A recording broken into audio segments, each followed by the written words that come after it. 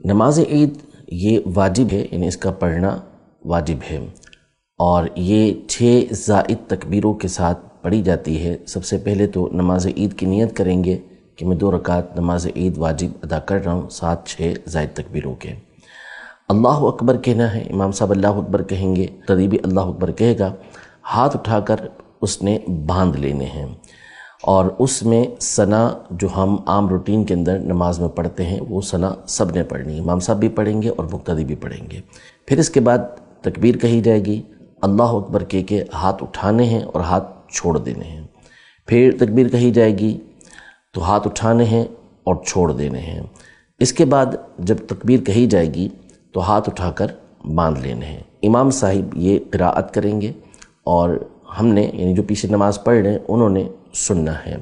قراءت کرنے کے بعد جیسے روٹین کے مطابق رکعت پوری کی جاتی ہے، رکوع کیا جاتا ہے،